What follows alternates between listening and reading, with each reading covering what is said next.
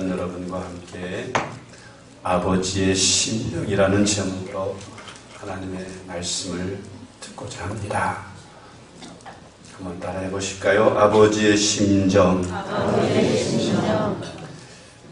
러시아의 유명한 문호였던 돌스토이에프스키는 이런 말을 했습니다.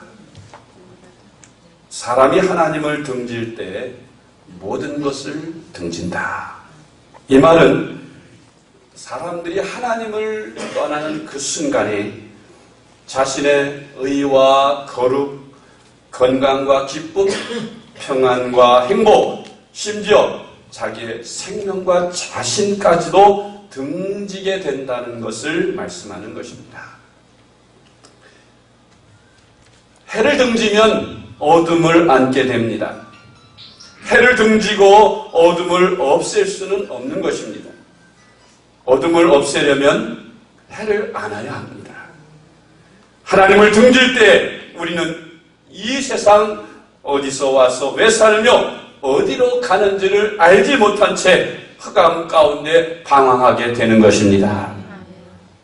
오늘 본문의 내용의 말씀은 아버지를 섬기고 사는 것이 실증이 나서 결국 이기적인 자기 중심주의에 빠지고 탕자의 길을 간 한 청년에 대한 이야기와 더불어 그런 그 아들을 두고 근심하고 걱정하고 기다리는 아버지의 심정에 대한 이야기입니다.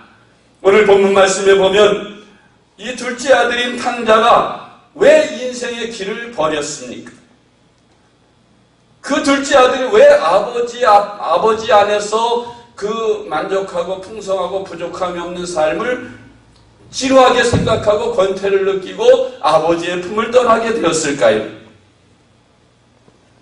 그것은 탕자가 길을 잃은 것은 이기적인 자기 중심주의에 빠졌기 때문입니다. 왜냐하면 아버지를 섬기고 사는데 실증이 난 것입니다. 아버지가 정한 시간에 일어나야 하고 또 아버지와 함께 식당에 가서 식사를 하고 아버지와 함께 밭에 가서 일해야 하고 아버지가 정한 시간에 다시 들어와서 목욕을 하고 또 저녁 식사를 하고 잠자리에 드는 이 모든 일들이 어떤 사람에게는 그 일이 참으로 행복한 일이고 누구에게나 그것을 누리지 못하고 그것을 누리고 싶어하는 사람들에게는 엄청난 행복의 기대이기도 합니다만은 이 탕자에게 있어서만큼은 그것이 지루하게 느껴진 것입니다. 권태감을 느낀 것입니다. 사람이 아무리 좋은 환경에 살아도 그 환경에 감사할 줄 모르면 결국 그 환경에 대해서 권태를 느낍니다. 아무 부족함이 없는 삶일지라도 그 생활에 권태를 느끼는 게 인간입니다. 그래서 어떤 사람은 우리 인간에게 고난이 오는 것은 축복이다 하겠어요.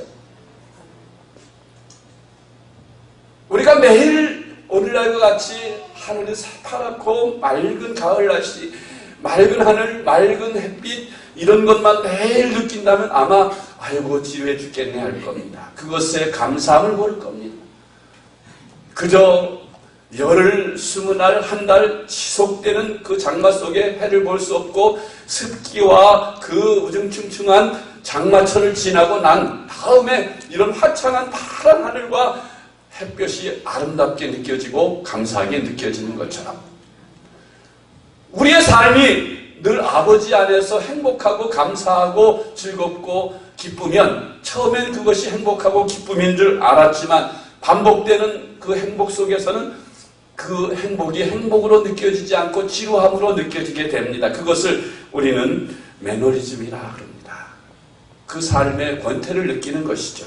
그래서 부부 생활도 처음에는 중내사내하고 그렇게 사랑하던 관계도 1년, 2년, 3년 같이 살을 맞대고 눈을 보고 매일 같이 살면 지루하다는 거예요. 권태기가 온다는 것입니다.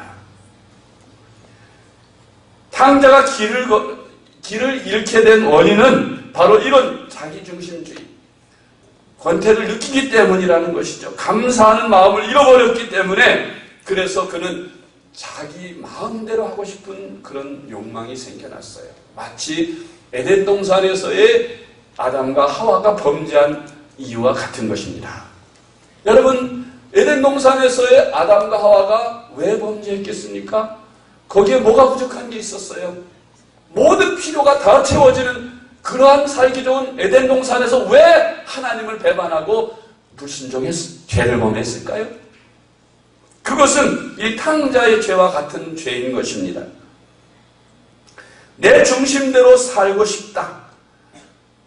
이제는 아버지의 권위의 품을 떠나서 내가 하고 싶은 대로 하고 싶다는 거예요. 아버지를 섬기고 사는 것이 행복인 것을 잃어버리고 이제는 실증으로 다가온 것이에요. 그래서 그는 아버지를 떠나고 싶었어요. 아버지의 품을 떠나서 한번 자유롭게 살고 싶은 생각이 드는 것입니다. 저도 사실은 예수 믿으면서 이런 생각을 가졌던 때가 있었습니다. 아마 예수 믿는 사람들이라면 그것도 열심히 충성스럽게 믿는 사람이라면 똑같으리라고 생각합니다. 저는 청년 시절에 성령을 받아가지고 아주 교회에서 살다시피 하고 매일 충성 봉사하다 보니까 어떤 경우에 그런 생각이 들었어요. 그게 너무 행복해서 그렇게 했지만 어떤 때에 그런 생각이 들더라고요. 야, 나도 주일날 교회를 안 나가고 한번 등산이나 낚시나 또 레저 생활을 한번 교회 안 다니면 그렇게 할 수도 있었겠는데 그렇게 한번 살아보면 어떨까 하는 그런 생각이 스쳐간 적이 있어요. 그렇다고 실천해 본 적은 한 번도 없지만 그런 생각이 듭니다. 정말 내 중심대로 내 마음대로 한번 주님 품을 떠나서 그렇게 육신이 원하는 대로 생각에 좋은 대로 하고 싶을 때 그런 유혹이 올 때가 있는 것입니다. 그것은 정말로 분에 넘치는 탐욕과 욕심인 것이에요. 결국 아버지가 세상을 뜨면 그 모든 재산이 형님과 자신에게 주어질 것을 알면서도 그때를 못 기다리고 지금 당장 그렇게 아버지 앞에 재산을 달라고 요구하고 그리고 분에 넘치게 탐욕을 가지고 그리고 아버지를 떠날 생각을 한 것입니다. 누가복음 15장 12절에 보니 그 둘째가 아버지에게 말하되 아버지여 재산 중에서 내게 돌아올 분깃을 내게 주소서 하는지라. 이 아버지가 야 아들아 장차 내가 성장하고 결혼하고 네 스스로 설 수 있는 그런 때가 오면 내가 달라고 안 해도 다 내게 유산을 물려줄 것이니 조금만 더 기다리렴. 아버지는 다 압니다. 그 아들이 아직 어려서 스스로 독립할 수 없고 자유롭게 내버려 두면 얼마 안 가서 그는 그 모든 가사를 탕진하고 결국 비참하게 될 것을 아버지는 다 압니다. 그래서 허락을 하지 않으니 그 둘째가 밤낮으로 아버지를 괴롭게 합니다. 아버지, 어차피 내게 주실 거 아닙니까? 내 유산을 미리 주세요. 나도 내 마음대로 한번 살아보게 해주세요. 그러면서 계속해서 아버지를 재촉하니 아버지가 생각하십니다. 아무래도 이 아들은 좋은 말로 타이르고 해서는 깨닫지 못할 아이구나. 비싼 대가를 치러서 경험을 해야 이 아들이 제대로 돌아오겠구나 생각하는 것입니다. 그래서 아버지가 허락을 해요. 그 재산을 주면 이 아들이 분명히 갖다 탕진하고 이 아들이 다 망해서 알거지가 될 것, 어쩌면 그렇게 돼서 죽을지도 모른다는 생각까지도 다 이 아버지는 계산합니다. 그러면서도 그 아들에게 유산을 나눠줍니다. 그 아버지의 마음은 어떤 마음입니까? 그 아들을 버린 것이 아닙니다. 그 아들을 가르치기 위함입니다. 비싼 대가를 치르지만 그러나 이 아들이 그런 경험을 통해서 진정 아버지의 품 안에 있는 것이 얼마나 행복이고 그것이 얼마나 감사한 일인지를 체험을 통해서 알게 하도록 하기 위해서 허락을 한 것뿐이에요. 그래 놓고도 그 아버지는 그 아들을 떠나보내놓고 그 심정이 어땠겠어요? 이 아들이 분함 하나 가서 세상 경험도 없는 애가 이 악하고 음란하고 부패한 세상에서 사기꾼들에게 속고 또 여자들에게 속고 친구들에게 속고 그래서 얼마 안 가서 재산 다 탕진하고 분명히 어쩌면 생명의 위협까지 받을 텐데 혹시 죽지나 않았나 가서 어려움을 당하지는 않았나 또 얘가 다 망해먹고 돌아오긴 돌아오는데 이렇게 아버지의 품이 좋다는 걸 알고 분명히 돌아올 텐데 돌아올 때 내가 문을 닫아놓거나 또 불을 꺼놓으면 이 아들이 왔다가 혹시 아버지가 나를 버린 자식으로 여기고 이렇게 문도 걸어놓고 불도 끄고 있으니 이 아이의 마음이 약해져서 내가 아버지한테 돌아갈 차라리 죽자 하고 그냥 돌아갈까봐 단 하루도 대문을 닫은 적이 없이 문을 활짝 밤에도 열어놓고 삽니다. 그리고 밤에도 24시간 불을 켜놓고 환하게 켜놓고 밤을 보냅니다. 왜? 이 집을 나간 아들이 돌아오기를 기다립니다. 또 왔다가 망설이지 않고 아버지가 이렇게 문을 잠그지 않고 열어놓고 기다리는 건 나를 기다리시나 보다. 불을 꺼놓지 않고 기다리시는 것은 바로 나를 잊지 않고 기다리신다는 뜻이구나 하고 용기를 내서 들어오도록 그렇게 배려한 것입니다.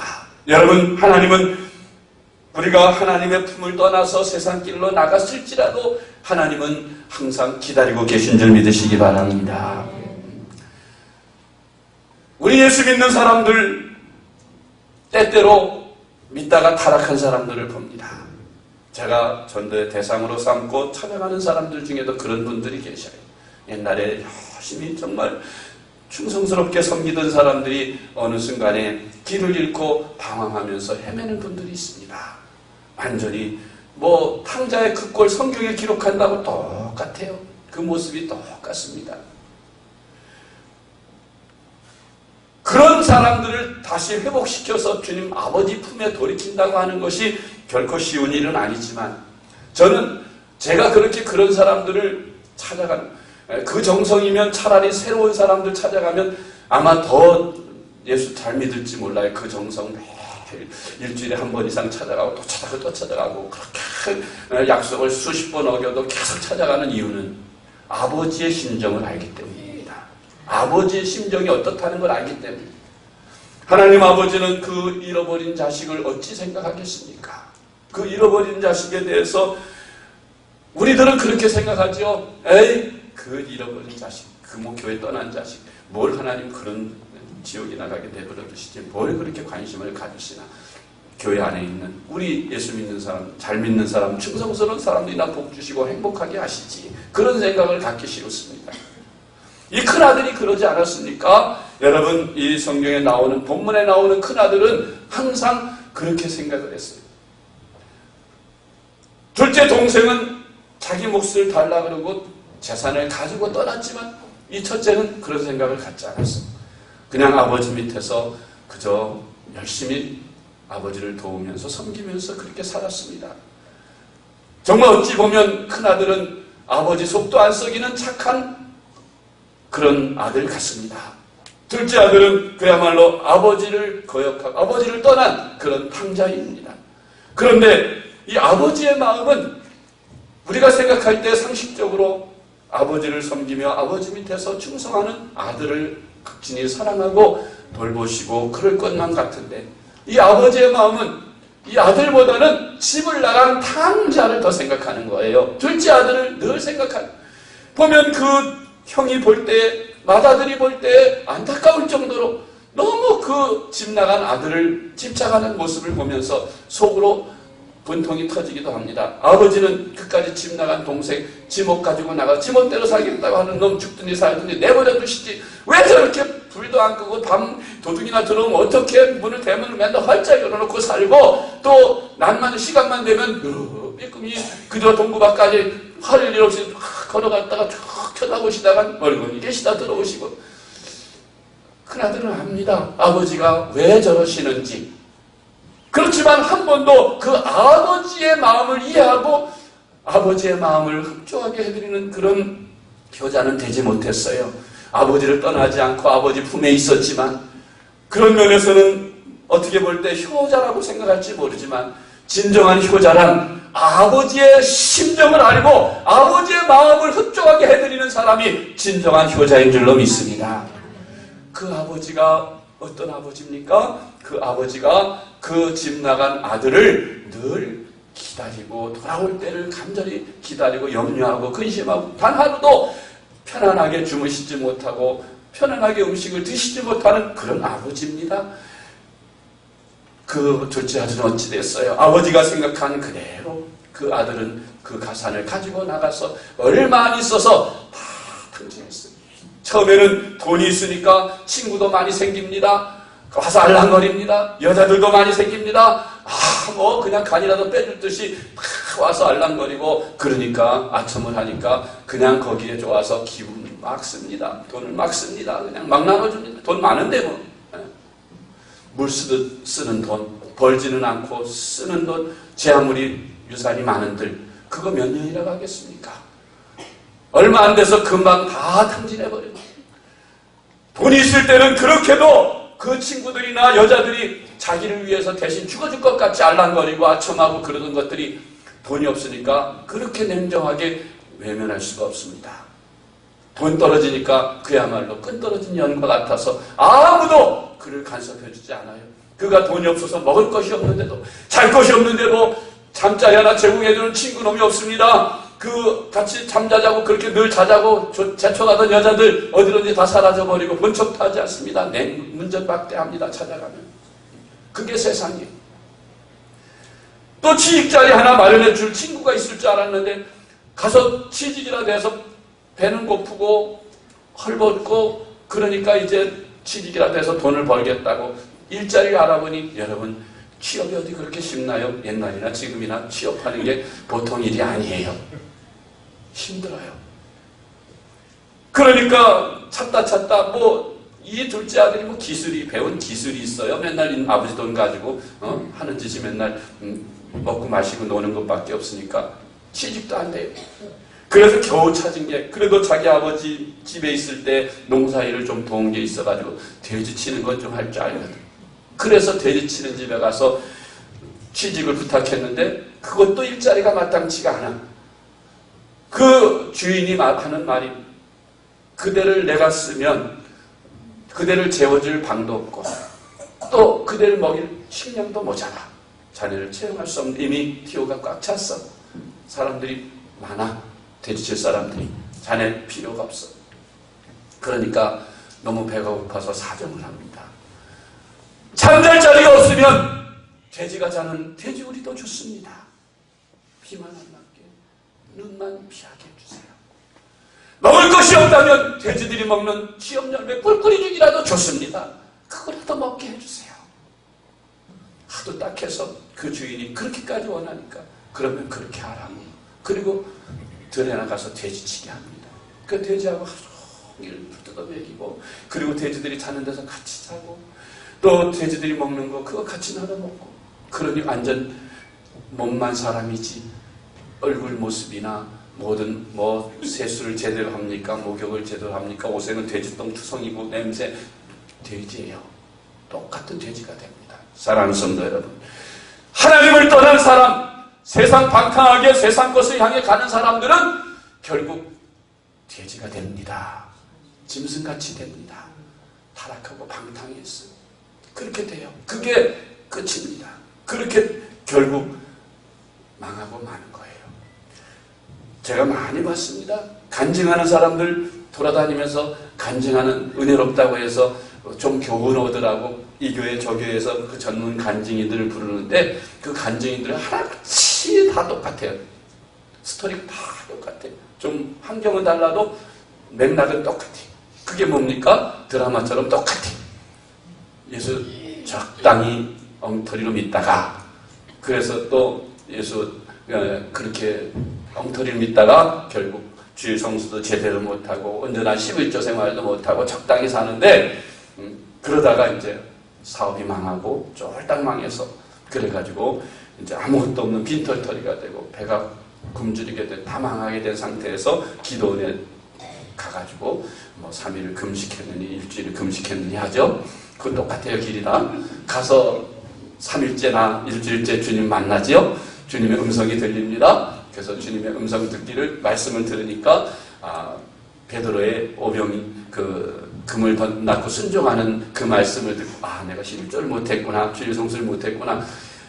거기서 깨닫고 그래서 150세 축복을 얻기 위해서 하나님의 음성이 들렸다. 그리고는 이제 하나님 앞에 약속을 하죠. 이제 내가 돌아가면 하나님 언제나시죠. 또 주일 성수 철저히 하면서 충성하겠습니다. 아무리 축복 많이 해주셔도 절대로 교만하지 않고 충성하겠습니다. 그렇게 약속하고 돌아오니까 하나님이 길을 열어주셔서 사업을 하게 되고 그 사업이 일취월장풍해서 150세 축복 같은 사업이 이렇게 번창해서 은혜를 받게 됐다. 축복받게 됐다. 그러면서 간증하죠. 똑같아요. 다 망하겠어. 정말 오갈 데 없고 배고파서 굶주리고 고통받는. 그러면 이제 두 손 들고 기도원 찾아가서 하나님 앞에 죽기 살기로 매달려서 겨우 하나님의 음성 듣고 새롭게 출발했다는 것이죠. 이 돼지와 같이 되는 것, 하나님 품을 떠나서 주님 뜻대로 살지 못하는 것, 그에게는 어쩌면 고난이 축복입니다. 그러지 않았으면 평생 적당히 믿는 것도 아니고 안 믿는 것도 아니고 그렇게 살다 죽었을 거예요. 그런데 그가 한번 하나님의 심판, 하나님의 심판이라고 하기보다는 징계라고 해야 옳지요.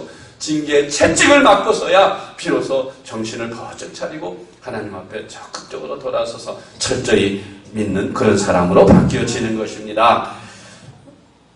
이 탕자가 돼지우리에서 돼지같이 돼서야 배가 고프고 거기서 돼지들이 먹는 거 먹어봐야 배가 부르겠어요. 또 그곳에서 자는데 추위 더위를 그걸 가르치겠어요? 돼지우리에서. 그러니까 몸에는 동상 걸리고 온몸이 다 만신창이가 되는 거죠. 정말 몰골이 형편없이 뼈만 앙상하게 남게 되는, 다 죽어가는 몸이 됐을 때 비로소 생각하는 게 뭐겠어요? 사람이 배고프고 등이 추워지면 배부를 때 하고 등 따실 때 하고 생각하고는 180도 달라진대요. 사람이. 그때 이제 어디 생각합니까? 아버지 집을 생각합니다. 아버지 집에는 아들이 아니라 종들도 다 배부르게 등 따시게 그렇게 지금 누리고 사는 거는 문화생활 이런 건 생산도 안 하고 그저 인간의 기본적인 욕구인 배 채우고 의복 겨우 입고 추위 더위 가리는 것, 그것만이라도 좀 피할 수 있으면 최고라고 생각하는 거죠. 내 아버지 집에는 종들도 그 기본적인 의식주를 다 누리며 사는데 나는 여기서 굶주려 죽는구나. 그러면서 생각합니다. 그렇다면 이제 길은 하나밖에 없다. 아버지 집으로 돌아가는 길. 아버지 집으로 돌아가면 이제 아들이 돌아왔으니 아들의 자격을 회복해 주세요 라고 말하기에 너무 자기도 양심이 있어. 그렇게는 차마 못할 것 같아요. 그렇지만 아버지의 종으로도 자격이 안 되면 품꾼의 하나라도 써달라는 거예요. 여러분, 종은 그래도 그 집에서 평생 직장이 안정된 사람입니다. 정규직이에요. 품꾼은 오늘날 말하면 비정규직입니다. 날품팔이에요. 내일 주인이 오지 말아야 되는 그런 날품팔이. 이 아들이 돌아가면서 생각하는 게 종의 아들의 자격은 말할 것도 없고 종으로도 써달랄 체면이 없어 아버지한테. 그러니까 품꾼의 하나로 비정규직 직원으로 써달라. 배고픔만 면하게 해달라는 그런 간절한 마음으로 아버지 품으로 돌아가는 거죠. 그리고 터덜터덜 이제 아버지 집으로 갑니다. 이게 탕자의 심정이야. 하나님은 바로 아버지와 같은 마음으로 하나님의 품을 떠난 세상 사람들을 기다립니다. 우리 예수 믿다가 타락한 사람들을 기다립니다. 적당히 믿는 몸은 교회에 와 있지만 마음과 생각은 온통 세상에 가 있는 그런 사람들을 진심으로 회개하고 돌아오길 기다리십니다. 여러분, 아버지가 밤낮으로 기다리다가 저 멀리서 누군가 터덜터덜 오는 거지가 하나 있는데 아무리 봐도 자기 아들 같진 않지만 혹시 하고 눈을 크게 뜨고 보니까 점점 가까이 다가올수록 자기 아들같이 느껴져서 맨발로 쫓아 뛰어나가요. 그리고 그 아들을 반겨맞습니다. 그 아들이 그런 아버지를 보면서 얼마나 부끄럽고 또 마음에 죄송스러웠겠어요.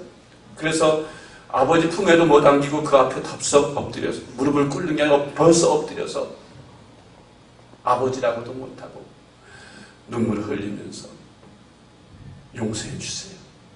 내가 잘못했습니다. 저는 아들의 자격을 잃었으니 아버지라고도 못합니다. 그저 품꾼이 하나로 써주세요. 그러면 감사하겠습니다. 그런데 이 아버지는 그런 아들 보면 머리도 몇 날을 안 감았는지 딱쟁이가 앉아가지고 냄새가 콱콱 납니다. 옷에도 빨장 돼지똥이 묻어가지고 얼마를 언제 빨아입었는지 냄새 투성이 나. 노숙자 냄새가 그냥 온몸에 배어있는 거지요. 그런 아들을 그냥 더럽다고도 하냐고 화끈하면서 사랑하는 아들아 살았다. 살았어. 내가 너를 얼마나 기다린 줄 아니. 내가 그래도 건강한 몸으로 죽지 않고 이렇게 살아보니 얼마나 고맙냐. 그러면서 그 아들을 집으로 데리고 와서 종들에게 명하여 잔치를 베풀라 하고 그리고 목욕물을 대피라 하고 그 아들을 목욕을 시키고 새 옷을 준비해서 새 옷을 입히라고 새 신을 입히라 하고 그리고 종들에게 명해서 송아지를 잡아서 동네 사람들 다 청에다가 풍악을 울리고 잔치를 베풀고 했어요. 그런데 밭에서 나가서 일을 하던 첫째 아들, 첫째 아들이 가만히 있는데 집에서 풍악 소리가 납니다. 이게 뭔 일이지? 나도 모르는 잔치를 하네. 그리고서 가만히 보니까 종들한테 물어봅니다. 야, 집에 무슨 일이 있냐? 그랬더니 아유, 모르셨어요. 도련님, 지금 집에 둘째 도련님이 오셨습니다. 그래서 주인님께서 너무 기쁘셔서 송아지를 잡고 지금 큰 잔치를 벌여 동네 사람들 다 초청해가지고 즐거워서 지금 큰 잔치가 벌어졌습니다. 둘째 아들이 뭐야? 동생이 돌아왔다고 기뻐해야 되는데 화를 냅니다. 여러분 같으면 어떤 생각을 가질지 모르겠어요. 집을 나간 동생이 가산을 다 탕진하고 도박, 계집질, 온갖 방탕하다가 알버지가 돼서 냄새나는 돼지가 돼서 돌아왔어요.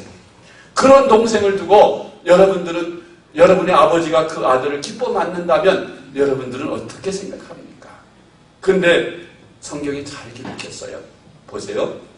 그 형이 불평불만을 꽉 찼어요. 그래가지고 잔치를 하는데도 들어가지 않습니다. 아버지가 야 형은 종들을 통해서 전가를 보냈어. 야 빨리 내 동생이 돌아왔으니 너 형 빨리 오라 그래라고 종들한테 시켰는데 종들로부터 오라는 전가를 받았지만 안 들어갑니다. 일부러 굳이 안 들어가요. 아버지가 종들의 보고를 받습니다. 큰 도련님이 안 들어오신답니다. 그러니까 전했느냐? 예, 전했습니다. 근데도 안 들어오는데 알았어. 아버지가 눈치를 챈 거죠. 그리고 그 아들에게 밭으로 나갔습니다. 그리고 아들에게 말, 얘야, 내 동생이 왔는데 왜 반갑지 않니? 들어오지 않니? 그랬더니 이 아들이 노골적으로 아버지한테 불평을 털어놓는 거예요. 아버지! 이럴 수가 있습니까? 제 동생은 아버지의 가산을 창교와 함께 다 먹어버리고 다 탕진해버린 그리고 돌아왔는데 돼지가 돼서 돌아왔는데 그런 동생은 그렇게 잔치를 베풀면서 환영하고 즐거워하시면서 저는 아버지 안에 있으면서 아버지의 재산을 탕진한 적도 없고 열심히 아버지를 섬기면서 충성하면서 이렇게 살았는데 저를 위해서 친구들과 함께 즐기라고 염소새끼 한 마리 안 잡아주시죠. 이럴 수가 있습니까 아버지? 그러면서 아버지한테 섭섭한 마음을 토로합니다. 그때 그 아버지가 하시는 말씀이 아들아 너는 나와 항상 함께 있으니 내 것이 다 내 것이 아니냐. 어찌 염소 새끼만 내 것이겠냐. 아버지가 가진 송아지, 소 다 내 것이다. 내가 언제고 잡아먹고 싶으면 잡아먹을 수 있는 다 내 것이야. 그러나 내 동생은 죽었다가 다시 살아 돌아온 동생이 아니냐. 어찌 내가 기뻐서 잔치를 베풀지 않겠느냐 그랬어요. 제가 드리고자 하는 말씀은 여러분 우리가 보통 탕자 비유 많이 들었죠? 교회 학교 다니면서부터 들었습니다. 그런데 흔히 우리가 듣는 초점은 집 나간 탕자입니다. 탕자가 회개하고 아버지 품으로 돌아오는 그 이야기를 드라마틱하게 재밌게 듣습니다. 그런데 그 뒤에 기록한 그 아버지의 심정에 대한 그런 말씀을 잘 설명하지 않아요. 그런데 여러분, 이 성경을 자세히 보면 이 저자가 성령께서 이 말씀을 어떤 의도로 기록했는지 우리가 성경을 볼 줄 알아야 돼요. 기록한 저자의 의도를 알아야 합니다. 그 기록한 의도가 무엇일까요? 물론 탕자가 회개하고 아버지 품으로 돌아오라는 그런 메시지도 있지만 그 메시지보다 더 강한 메시지가 여기 있습니다. 그게 뭡니까? 주인공이 탕자로 알고 있는데 탕자가 아니라 그 탕자를 기다리는 아버지의 마음, 그 아버지의 마음이 여기에 주인공으로 기록된 거예요. 그리고 또 여기 아버지의 마음을 더 표현하기 위해서 그 맏아들, 큰아들, 형의 마음을 여기에 기록하고 있지 않습니까?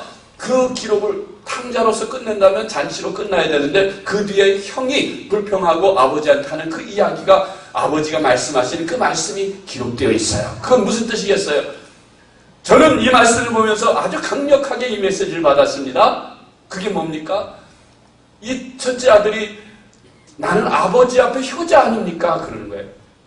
누구에 비해서? 동생에 비해서. 동생은 그야말로 재산을 갖다 다 탕진하고 가서 못되겠지 하고 싶은데 다 시커나다 돌아왔지만 나는 그렇게 한번 해본 적 없이 그저 아버지 말씀에 순종하면서 아버지 섬기면서 여지껏 살았다는 거예요. 효자라는 겁니다. 자기 말로. 그런데 여러분, 진짜 효자는 어떤 사람이 효자일까요?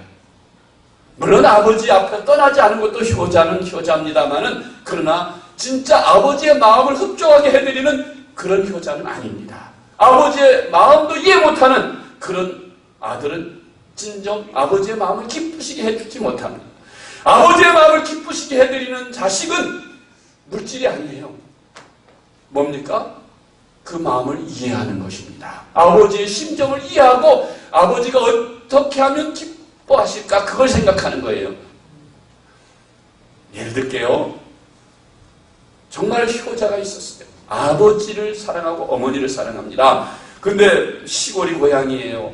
이제 시골 부모님들이 연세가 많이 드셔서 이제 그 하던 농사도 못 하시고 이제 그냥 손을 놓게 되셨어요. 그러니까 서울에 나가서 이제 살 만큼 사는 아들이 이제 부모님을 제가 모시겠습니다. 같이 함께 저희 서울 올라오세요. 올라오셔서 부족함 없이 뭐 의식주 다 모자라면 용돈도 풍족히 드리면서 평안하게 살게 해드릴게요. 올라오세요 했어요.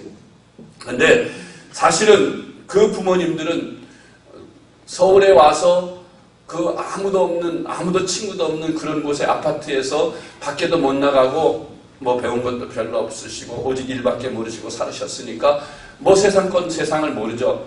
밖에도 잘 못 나가요. 집도 못 찾아볼까봐. 아파트 복잡하다네 찾아보려면. 그래서 집도 못 나가 맨날 집 안에서 텔레비나 보고 앉아 계시고 그리고 집에서 심심하게 계시니까 그 부모님의 마음이 어떤 마음이겠어요? 얘야, 나는 이 생활이 나에게 맞지 않는구나.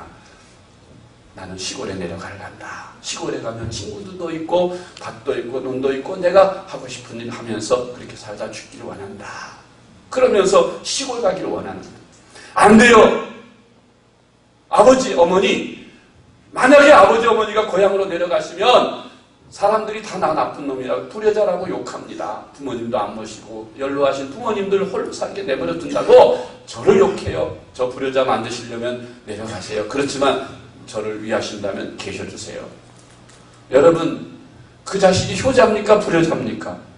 참 효자라면 그게 자기를 위하는 거지 부모님을 위하는 거예요? 남들한테 평가가 어떻고 저떻고 때문에 부모님을 모신다면, 진짜 부모님을 사랑하고 생각한다면 부모님이 원하시는 그 마음을 이해해서 부모님을 모셔야 되는 줄 믿습니다. 그게 진정한 효자라고 믿습니다. 여러분, 오늘의 본문에 나와 있는 이 아버지의 심정이 어떤 심정이에요? 큰아들이 진정 아버지의 마음을 기쁘시게 해드리려고 하면 아버지가 어떤 마음을 갖고 계신지 알아야 될 거 아니에요. 제 생각에는 그래요. 그 첫째 아들이 아버지의 마음을 100분의 1이라도 이해할 수 있었다면 평소에 문 활짝 열어놓고 주무셔요. 불을 안 끄고 주무셔요. 매일 동그박 끼울거리며 왔다 갔다 하세요. 그 마음이 뭔지 큰아들이 알아차렸겠어요? 몰랐겠어요? 그거 모르면 자식이 아니죠. 아버지가 뭘 기다리는지 다 알지 않습니까? 그걸 모른다면 말이 됩니까? 알면서도 모른 척하는 거예요. 성경에 보면 단 한 번도 큰아들이 자기 아버지의 마음을 이해하고 아버지에게 아버지 동생을 그렇게 기다리세요? 제가 한번 찾아가 볼까요? 이런 말을 했다는 말씀이 없어요. 오히려 동생이 온 곳에 대해서 불평합니다. 그게 무슨 효자입니까? 아버지의 마음도 이해하지 못하는 그런 아들이 그 몸으로 아버지 앞에 있다고 한들 무슨 효자겠어요? 아버지의 마음을 알아서 헤아릴 줄 알았다면 아마 벌써부터 제가 깨달아지기는 아버지한테 그랬을 것 같아요. 아버지께서 원하시는 거는 집을 나간 그 동생이 아버지 품으로 돌아오는 것, 다시 집으로 돌아오는 것인 줄 압니다. 늘 염려되고 걱정되고 소식도 없는 그 동생, 어디서 죽었는지 살았는지도 모르고 답답해하시는 아버지의 심정을 제가 헤아립니다. 아버지, 제가 이번 주말에는 꼭 한번 찾아가 볼게요. 농한기에는 이번에 꼭 한번 제가 한번 도시 어디 물어물어 동생이 어디 있는지 한번 안부를 찾아볼게요. 그 아버지가 오냐, 아이고 아들아, 어쩌면 그렇게 내 가려운 데를 긁어주니 참 고맙다 그러면서 그 아들 얼마나 사랑했겠어요. 그리고 정말 농한기든 어떤 시간이 될 때에 주말이든 그 물어물어서 그 아들이 어디 있는지 찾아가지고 수소문해서 그 아들이 있는 곳을 알아가지고 아들의 안부를, 동생의 안부를 아버지한테, 아버지 제가 가보니까 신나게 잘 먹고 잘 놀고 잘 쉬고 있어요. 걱정하지 마세요 하고 알려드렸을 것이고, 그 다음에 1년 후에 또 한번 찾아가서 보고 니까 아버지, 그 동생이 지금 목자기에 취직을 했어요. 돼지같이 살아요. 어찌할까요? 데려올까요? 아버지가 깜짝 놀라요. 야, 당장 데려와라. 가서 동생 당장 데려와. 예, 알겠어요. 형이 가서 고생하는 동생 가서, 야, 아우야, 이제 돌아가라. 아버지께서 너를 기다리신단다. 함께 가자. 그러면서 동생을 데려왔다면 그 동생이 얼마나 고마웠겠어요? 그 아버지가 동생 데려오는 그 형을 보면서, 그 형제를 보면서 얼마나 흐뭇하고 행복해 하셨겠어요? 그게 아버지의 심정 아닙니까, 여러분? 이 아버지가 하나님이세요. 독생자까지 십자가에 피 흘려 죽게 하심으로 온 세상 모든 사람을 다 구원하셨어요. 여기 하나님이 누구를 사랑하신다고요? 예수 믿는 사람만 사랑하시는 줄 아십니까? 아니에요. 예수 믿는다고 해서 더 의인이고 착합니까?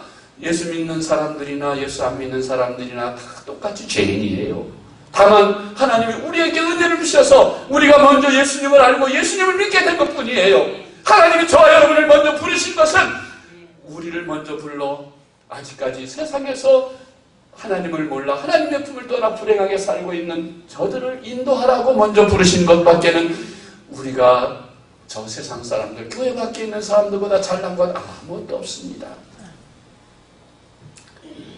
우리가 정말 아버지의 마음을 알고 하나님이 나 같은 죄인을 사랑하셔서 구원하시고 그렇게 은혜를 주셨다면 나도 하나님의 은혜에 감사해서 나도 주님의 마음을 기쁘시게 해드리고 싶어요. 그런 마음을 가지신다면 여러분, 오늘 본문에는 말씀하시는 아버지의 심정을 이해하시고 큰아들의 입장이 돼서 집을 나간 탕자와 같은 저 세상 사람들, 동네 사람들, 예수 안 믿는 부모 형제들 아버지께로 인도하심이 동생을 주님께 인도하는 그 형과 같은 행위로 아버지의 마음을 흡족하게 해드리고 기쁘시게 해드리는 줄 믿으시기 바랍니다. 이제 마음을 여러분 다시 한번 주님의 음성으로 들으시고, 하나님 아버지께서는 내가 열심히 예수 믿고 신앙생활을 하는 것도 기뻐하시지만 그거보다도 더 기뻐하시는 것은 아직까지 세상 밖에서 지옥을 향해 달려가는 저 불쌍한 영혼들, 마귀에게 종이 돼서 저렇게 죄와 저주와 질병과 가난 고통 속에서 살고 있는 불쌍한 사람들에게 복음 전해서 아버지 품, 아버지 집으로 데리고 오는 걸 기뻐하시는구나 생각하시고, 이제 내가 전도해야 되겠구나, 가서 복음 전해야 되겠구나, 사람들을 강권하여 데려다가 아버지의 집을 채워야겠구나, 그런 그런 마음을 가지시는 귀한 시간 되시기를 주님의 이름으로 축복합니다. 말씀을 생각하시면서 우리 다 같이 일어나셔서 결단의 찬양을 부르십시다.